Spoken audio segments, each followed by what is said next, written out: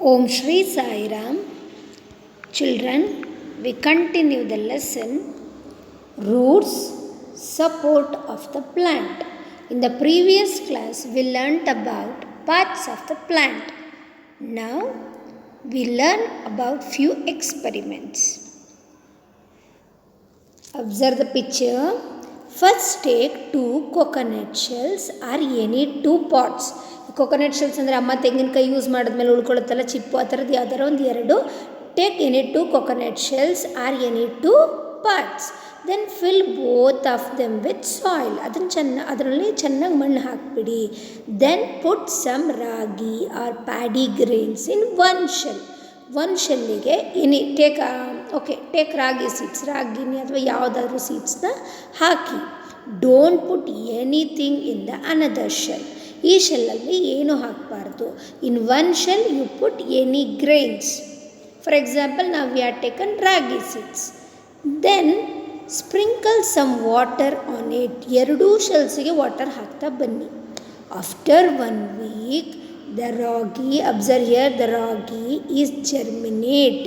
ಅದು ಜರ್ಮಿನೇಟ್ ಆಗಿ it gross as A plant. Observe here, first we put ragi seeds, then that ragi seeds are germinate and grows as a new plants. Observe here, but in another one pot that is empty. Next, invert both the shells. ಎರಡು ಶೆಲ್ಸ್ನ ಉಲ್ಟಾ ಮಾಡಿಬಿಡಿ, invert ಮಾಡಿಬಿಡಿ. then observe here, observe ಇಲ್ಲಿ the roots web ಕನ್ಸರ್ವ್ಸ್. ಆ ಮಣ್ಣಿರುತ್ತಲ್ಲ, ಮಣ್ಣು ರೂಟ್ಸ್ನ ಟೈಟಾಗಿ hold ಮಾಡಿರುತ್ತೆ. ಆ roots ಎಲ್ಲ ಮಣ್ಣನ್ನು ಚೆನ್ನಾಗಿ ಹಿಡ್ಕೊಂಡಿರುತ್ತೆ ಟೈಟಾಗಿ. ಬಟ್ ಅಬ್ಸರ್ವ್ ಹಿಯರ್, ಆ ಮಣ್ಣೆಲ್ಲ ಉದ್ರಾಗಿ ಹಾಗೆ ಉದ್ರೋಗುತ್ತೆ. So right of your that means right of 2 of your observations here. What do you observe from this experiment? What do you learn from this experiment? Roots bind the soil particle together like a web. Observe here, the roots are bind the soil particle. Soil na tight agi roots ಹಿಡ್ಕೊಂಡಿರುತ್ತೆ and it constructs like a web. ಈ ಥರ web ಥರ construct ಮಾಡ್ಕೊಂಡಿರುತ್ತೆ. and root fix the plants firmly to the soil. ನೀಟಾಗಿ plant ಟೈಟಾಗಿ ಭೂಮಿ ಮೇಲೆ ನಿಂತ್ಕೋಬೇಕಲ್ಲ ಸಾಯಿಲಲ್ಲಿ, ಅದಕ್ಕೆ the root will helps. Roots bind the soil particle together like a web. Observe here, root bind the soil particle together like a web, and this support the plant to stand straight on the ground. A plant straight ಆಗಿ ಬೆಳೆಯೋದಕ್ಕೆ the root will helps. Observe experiment number 2. Children, first pull out 2 plants gently without damaging the roots. Roots damage ಆಗದೆ ಇರೋ ಥರ 2 ಪ್ಲ್ಯಾಂಟ್ನ ಕಿತ್ಕೊಂಡು observe here.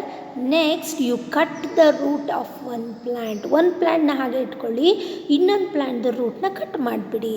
Then you take 2 parts ತೊಗೊಂಡು you plant the 2 plants separately.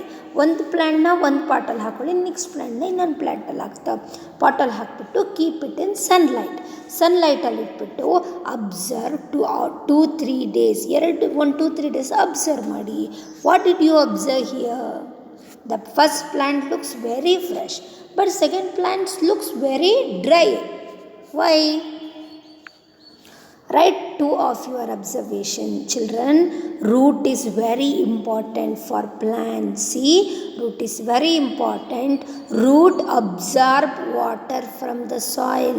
ನಾವು ಗಿಡಕ್ಕೆ ಪಾಟಿಗೆ ನೀರು ಹಾಕಿದಾಗ ರೂಟಿಂದನೇ ವಾಟರ್ ಒಳಗಡೆ ಹೋಗೋದು. Children, see here there is no root. So ಅದಕ್ಕೆ this plant becomes dry. Because ಇಲ್ಲಿ ನಾವು ಎಲ್ಲಿ ಎಷ್ಟೇ ನೀರು ಹಾಕಿದ್ರು ಲೀವ್ಸ್ ಆಗಲಿ ಸ್ಟೆಮ್ ಆಗಲಿ ವಾಟರ್ನ ತಗೊಳ್ಳಲ್ಲ. The root will take. That's why this plant becomes dry.